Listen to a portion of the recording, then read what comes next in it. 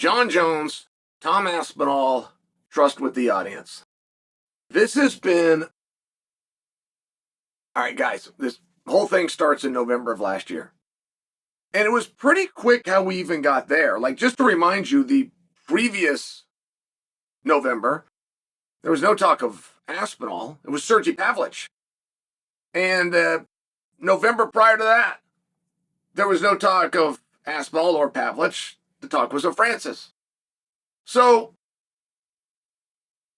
in November of last year, and that's what I'm going to call the starting point to all of this, right? That's where Jon defeated Stipe. What's going to happen next, we all know, because it's Aspinall who happens to be in the front row, who happens to be the interim champion. We don't fully know what an interim champion means. And there's many parts of this sport that we haven't really sat down and clearly defined. And it allows for a little bit of room. But one thing that we have very consistently seen and that we can agree on is the interim champion, at a minimum, makes you the number one contender.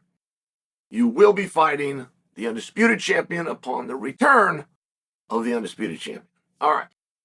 So, this was a big damn deal. I mean, I got to tell you, I was in the Garden that night. I personally got to be part of the team that interviewed Tom. And Tom was on fire. I mean, Tom's interview really was this great thing. And Tom wanted to sit back and enjoy the show, and he wanted to have a beer. He's with his dad. Wanted to have a father-son, and they call it a pint. They want to have a beer together, have a pint. And they even asked Hunter Campbell. The show was going. The show has began. The pay-per-view window is open. We're rolling. And so they say to Hunter Campbell, hey, are we clear now to have a beer? And Hunter actually answered the question and told them no.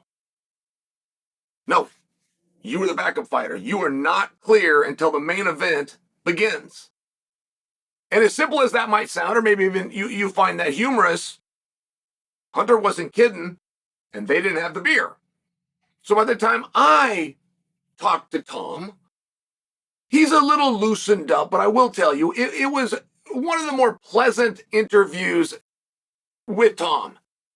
And Tom wasn't nice about the Jon Jones thing. Tom has always been a gentleman to Jon Jones, but Tom has never been polite about the idea of, can I beat him or can I beat anyone else that I should need to? Am I, in fact, the baddest heavyweight walking the planet? Tom makes this very clear. This is on ESPN. Jon goes to his post-fight interview and talking about Stipe, and you got the retirement of Stipe, and it just turned into this really big moment. And I will just tell you, as a voice in this space, not only am I audited on YouTube, I am publicly audited. You can see exactly how many people. And it's a very good way to know what ideas are going to stick. Great promotion. So you understand. People will throw that word out. I'm not being promoted enough. But they couldn't begin to tell you what the word means. You could even question them and go, does that mean you're not on enough billboards? You haven't got enough radio interviews? You haven't been put in enough magazines? Your name wasn't in lights enough? What does it mean?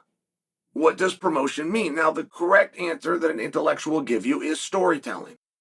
If you have a big fight with a big promotion, it's a story that the audience likes.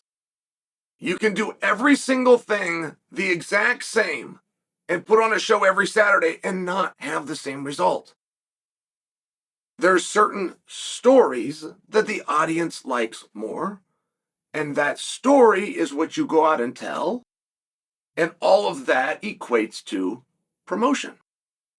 And things were red hot.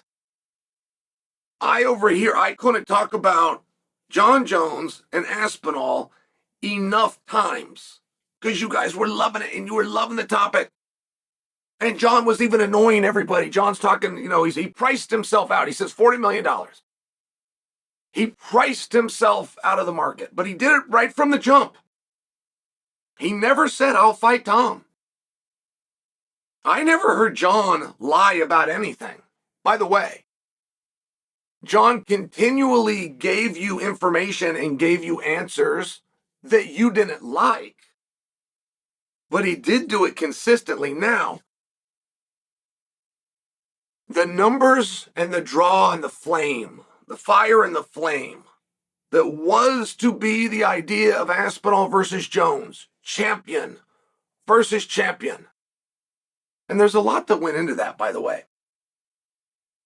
I mean, the moment that Jon Jones returns, the moment the bell rings, Tom Aspinall is relieved of his duties as interim champion.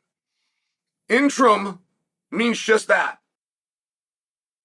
The time of the absence of the undisputed. So the moment the bell rings and Jon is now back, Tom is no longer interim champion. But that's not what they did. In fact, they never spoke on that issue at all. In fact, I asked Tom about that after he had that pint with his father, and Tom looked directly at me and said, Chael, no one's ever spoke about it. In fact, the only person I've ever heard even suggest it is you. And I thought, well, not enough time's gone by. There's a lot of things going. They just haven't got to this. This is a dot the I, cross the T type thing, and eventually it will come, and eventually it never came. We played this game of cat and mouse the whole time. It never came. I don't know for sure that the organization recognizes and understands that Tom is no longer the interim champion. I would trust that they would. They never said it, though. They never said he is stripped or relinquished. They just said that he's the undisputed champion, which greatly proves the point that I'm making. You cannot have both at the same time, which is why when they made him undisputed champion, they never actually used the words that he's relinquishing the interim championship, because everybody was sitting around going, duh. But that flame got smaller. And that flame got smaller.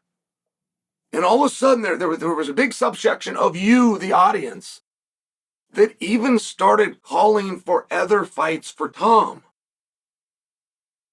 Now, that isn't because you wanted to see them more or because you thought somebody was more deserving than Jon. It's because you started to get the hint and you started to read the tea leaves and think, we're not going to get that fight. We have one of the guys, a principal in this story, which is Jon. It's a pretty good source.